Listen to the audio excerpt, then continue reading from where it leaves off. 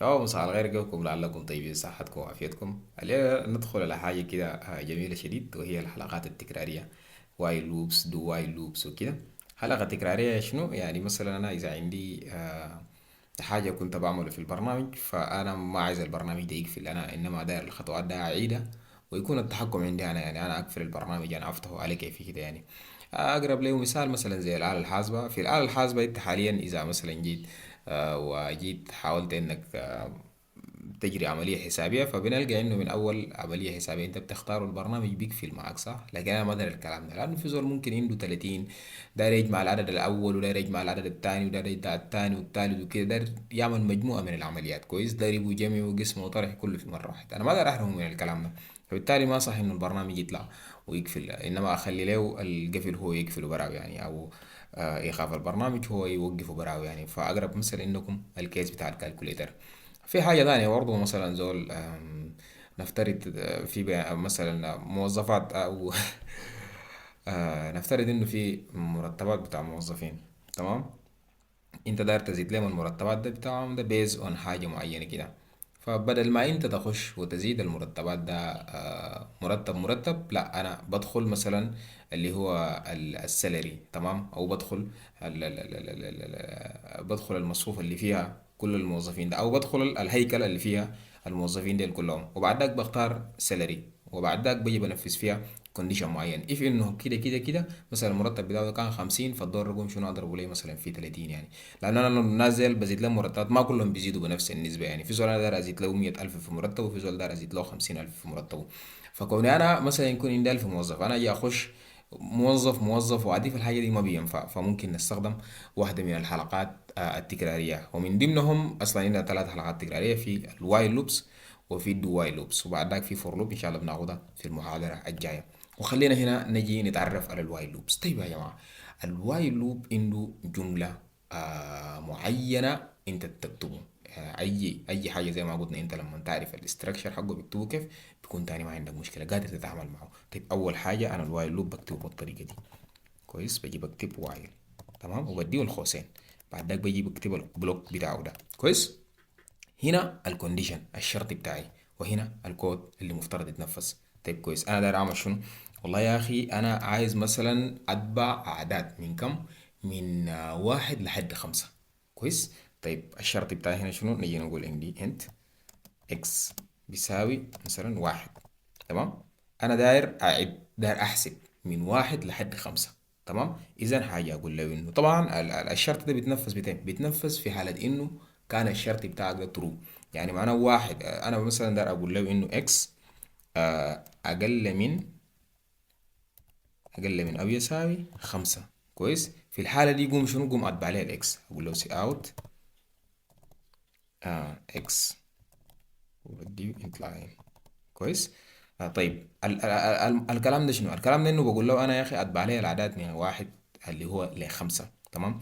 طيب اكس كان بيساوي 1، صح؟ انا داير اتبع اللي هو الاعداد ما من 1 لحد كم؟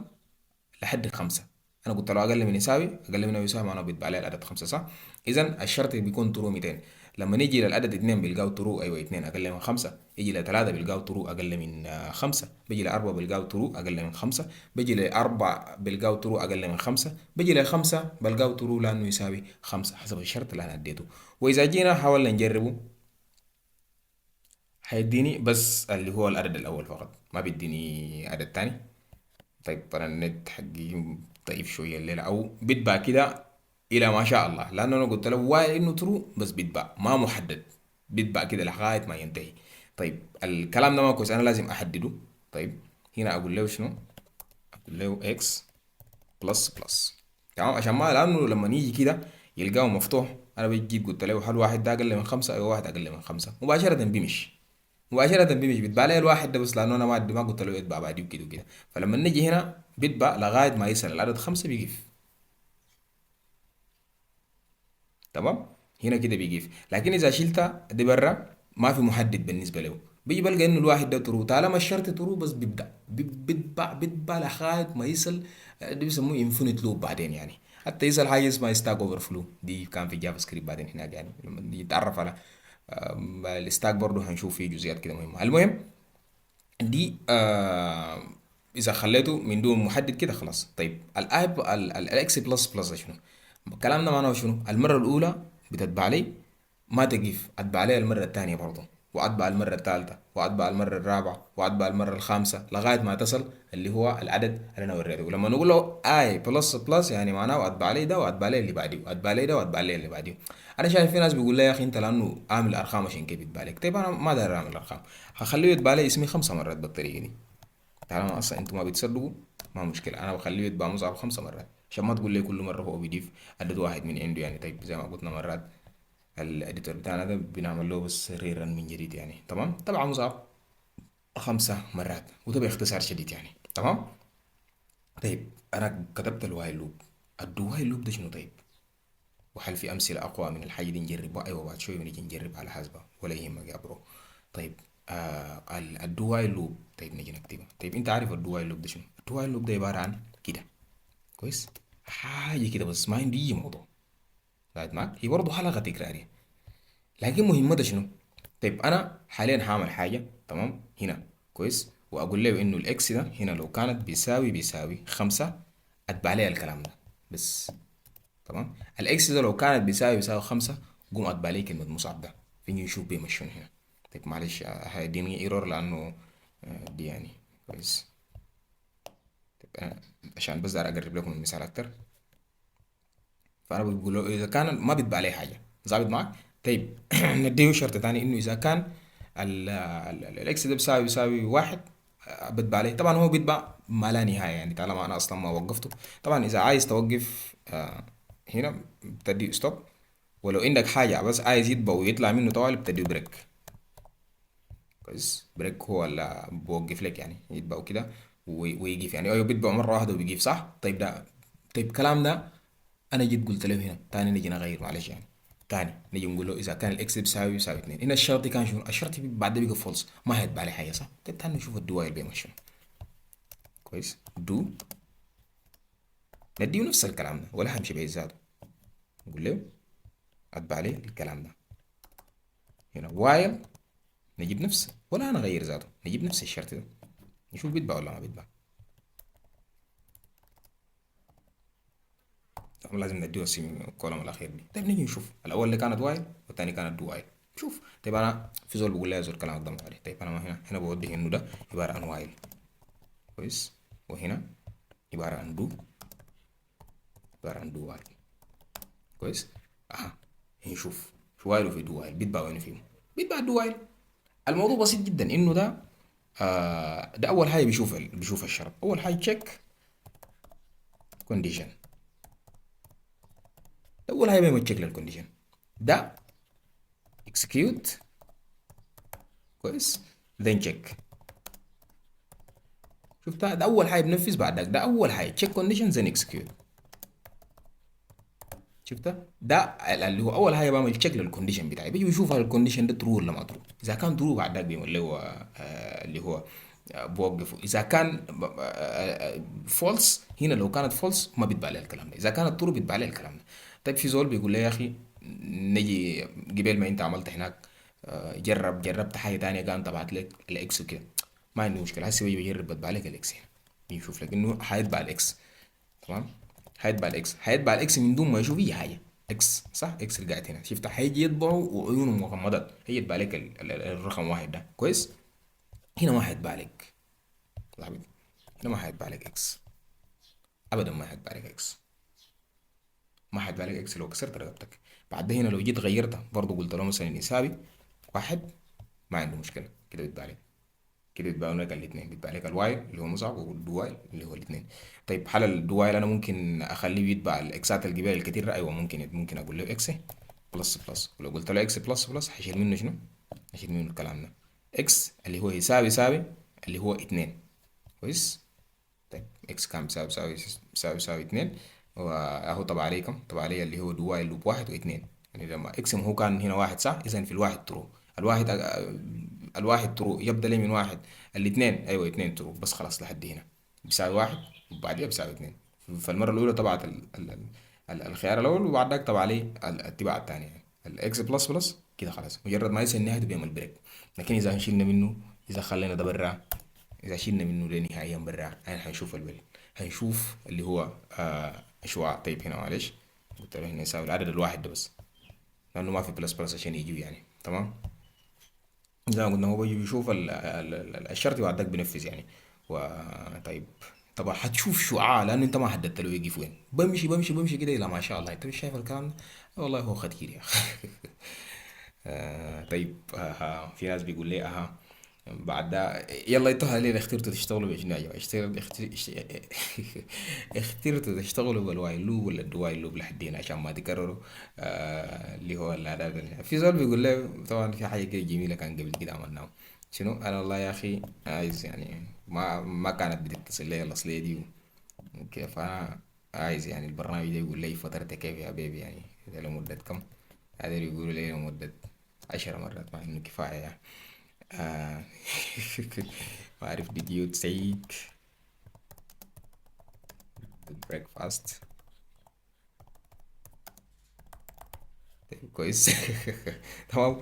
فهقول له x بلس بلس اكس بلس بلس، والشرط بتاعي هنا كان شنو؟ اللي هو عبارة عن اكس اقل من او يساوي 5. اذا من 1 لحد 5 انا داير بولي ما مشكلة 5 مرات يعني. انا ما زول ما تم ما كمان وبك. انا عملت شنو ده؟ عملت واحد فيقوم شنو مجرد ما جاء واحد لقى ظروف فقام كسر حنك يعني. اقول يا اخي، اقول يا لوب ايوه 5 مرات. يا اخي بسيط يا اخي انا دايرها تكون 10 مرات. بعدين يا اخي 10 مرات كويس. هتبقى لي 10 مرات. يا اخي انا ما شايف ال10 دي. هتبقى لي يا اخي ال10 دي ذات عشان اشوف انت بتطبع كم وكم وكم. قلت لي كم مرات خليني اتاكد يا حبيبي. ايوه 1 2 3 4 وبس كده 100 100. ده اللي انا دايره منك ولحد هنا ما عايز منك حاجه زياده. طيب يا جماعه لحد هنا كفايه؟ والله ما كفايه. احنا حنجي نعمل آلة حاسبة وبنديكم تمرين عشان ما انتوا برضه شنو تظبطوا الحاجه دي وتجيبوا راجع يا جماعه. شباب دي آلة حاسبة بسيطة جدا. مستخدمين فيها الاف كونديشن ضمن الكنترول فلو يعني. تمام. وبعد ذاك مستخدمين الوايل لوب. الوايل لوب مستخدمينه هنا بس عشان انا اقدر اجري اكتر من عملية يعني. فاذا ما كان عندنا وايل لوب نحن شفنا الدور اللي فات كنا بنعمل شنو يعني. تمام. اساسا لو مثلا دار اجري اكتر من عملية حسابية بديني يعني 10 زائد 10. تمام. هنا بديني كم؟ بديني 20 مثلا زائد آه، أو عفوا 20 الرقم الأول. الرقم الثاني مثلا 40. وأنت داير تعمل شنو؟ داير أقسم ده على ده. تمام. اديني صفر يعني لأنه ما ممكن أقل منه كده يعني. وأنا ما مستخدم باقي القسمين عموما. ولو برضو جيت حاولت إنه أقسم اللي هو مثلا كان العدد الأول ده 10 كويس، العدد التاني ده كان صفر. تمام. وحاولت أقسم الاتنين ده هو برضه مفترض يديني اللي هو كان not divided by zero. عدد ما ممكن نقسمه بالصفر لأنه بيديني ران تايم ايرور هنا. تمام. أنا مستخدم اللي هو الوايل لوب. وهنا برضه مثلا لو دار أدي في البرنامج أنا ممكن أوقف تشغيل البرنامج براي يعني. اليوزر أنا أديه إمكانية إنه يوقف البرنامج ده براه. أديه كيو كده البرنامج بيقيف يعني. تمام. بيطلع من التنفيذ والبرنامج بيقيف. الدور اللي فات كان هنا ما بنقدر نخلي اليوزر يجري أكتر من عمليتين سوا. مجرد ما ادخل اول عمليه بس نلقى انه البرنامج خلاص طفى يعني ووقف. لكن حاليا بقى في تحكم بيدنا نحن يعني نقدر نعمل ان احنا عايزينه عن طريق الحلقه التكراريه يعني. فيزال انه يكرر العمليات ده الى ما شاء الله لغايه ما انا اوقفه، لغايه ما انا اوقفه. بعد ذاك العمليات دي بتكون شنو؟ مكرره وما عندها اي مشكله يعني. طبعا حل الحاجه ممكن نعملها بسويتش، ايوه ممكن نعملها بسويتش عادي جدا وبدون اللي هو اي صعوبات في الموضوع ده. تمام. فمن هنا نخلص على انه الوايل لوب بشوف الشرط اول، بيشيك الشرط بعدك بمشي بعدها. فالشرط هنا كان شنو؟ عباره قلت له اف انه الاوبريتور بتاعي ده ما كانت بتساوي كيو. تمام. فشنو استخدم لي اللي هو شنو؟ لو كان الاوبريتور ده ما بتساوي كيو المفترض يحصل شنو؟ المفترض يعني بيشتغل يواصل في الشغل بتاعه يعني. هنا ادينا علامة زائد. علامة زائد ممكن نيجي نعمل له اوفر رايت لقدام لانه هنا ما عاملينه كونست. فلانه اول حاجة هو محتاج يشوف الشرط ده بعد ذاك يمشي لقدام يعني. في زول بيقول لي هنا ما كان لو استخدمنا الدوايل افضل. ايوه طوالي هنا كان لو ممكن استخدمنا الدوايل بيكون حتى انا ما محتاج لحاجة دي اعرفها برا يعني. طيب زول بيسأل إنه إحنا مفترض نستخدم دوايل بدل الوايل هنا جدا. ما كان في ما في مشكلة كويس. إذا استخدمنا الدوايل حتى هنا ما محتاجين يعني نوريه إنه في بس أوب كده وخلاص كفاية. طيب هل ده ممكن؟ اوه شت يا اخي، انا الدو ما كتبته. هنا الدو. اوكي انا اوقف البرنامج اول. هنا اكتب الدو. كويس، فهو طبعا يقول لي ادخل الرقم الاول واديه للرقم الثاني واديه العملية بتاعي، وطوالي بيقوم بيشتغل. يعني هل طيب دوائل كان افضل هنا؟ ايوه كان افضل هنا لانه كلير وكده من دون ما نحتاج نستخدم اي حاجه تاني. ممكن اديه الرقم التاني، اديه الرقم التالت، اقوم اديه علامه بتاعت قسمه وحشوف انه هيقسم لي يعني. ممكن كده، وممكن اديه 90 تمام. وبعد اقول والله ما داير اجري اي عمليه، اقفل لي البرنامج ده. بس بيطلع لي من البرنامج لانه انا قلت له وايل اللي هو كان اوبريتور is not equal to q. طيب انا داير بعدين توروني يعني حسب رايكم انتوا شايفين هنا استخدام الدوايل ولا الوايل افضل وينه في الاله الحاسبه. حسب، لانه انا ما مفترض اجي اعمل اول حاجه هنا علامه زائد وبعد ذاك اجي اعمل له اوفر رايت لقدام، لانه زي ما قلنا نحن الوايل بيحتاج انه يتشيك على الشرط اول حاجه بعد ذاك يشوف. لكن انا كمان داير الخطوه الاولى، لانه ما داير، انا ما داير اول حاجه يشوف الشرط بتاعي. انا ما اقدر اديه العمليه الحسابيه قبل ما اديه الارقام اصلا. تمام. فبالتالي كنت محتاج انه اخلي السي ان قاعد موجود برا هنا. هسه انا السي ان ما دايره برا، السي ان دايره جوا هنا بس. وكمان اوريكم يعني عادي جدا ممكن الحياة دي كلهم تشيلهم تجيبهم تعرفهم هنا ذاته. تمام. انت ممكن تشيل دي وتعرفه هنا بس تخلي ذاك بس قاعد عنوان برا يعني. عادي تجيب تعرف كل العمليات دي جوا عندك هنا يعني. كويس. فكده ممكن يشتغل ورانا شنو، احنا ما نجرب طوالي. عفوا يعني. العادة ده بتاعته لازم يكون قاعد برا عشان يكيكو يعني. يكون قاعد ده الوحيد اللي ممكن يكون قاعد برا. المشكلة عشان لأنه الشيء هناك بيحتاجوا كشر يأدي عليه. كويس يعني 20 علامة زائد. هنشوف العلامة بتاع زائد 8. 8 ما داير نديه كيو عشان يطلع لي من البرنامج. تمام. فانا شايف غايته دوايل في الاتجاه، انا شايف بالنسبه فايدته لي اكبر من بتاع ده. وعادي طبعا ممكن نشيل منه العلامه دي يعني، لانه هنا ما محتاجين الان هو يشوف الشرط عشان يمشي، بس بنخلي اوبريتور براو يعني. تمام. فحاليا ده بسيط جدا استخدمنا فيها الكالكوليتر. انا عايزكم ترجعوا تستخدموا نفس التمرين القديم. انا اسستكم على تمارين معينه عشان نقدر نكمل عليه. تمام. التمرين الثاني استخراج التقدير بتاع الطالب يعني. تمام. لكن انا داير البرنامج ده يخلينا انا في كل مره اكون شغال زايد معاكم. في كل مره انا ادخل درجه او ادخل جريد معين، يقوم يديني شنو التقييم حقه او يديني التقدير حقه. مثلا أنا المره الاولى ادخلت 90، يقول لا انت 90 ده معناه اي بلس. طيب المره الثانيه ده اتاكد ال 80 ده تقديره شنو، يقول لي والله بي بلس. طيب ال 70 يقول لي والله سي بلس. طيب ال 60 يقول لي والله مثلا دي. 49 يقول لي والله اف. انا دايره لغايه ما انا ادي كيو بعد ذاك يطلع لي من البرنامج. يلا ده التمرين الجاي يعني طالب منكم كده يا جماعه. ومن هنا لغايه ما القاكم اتمنى لكم مشاهده ممتعه، وربنا يديكم الصحه والعافيه.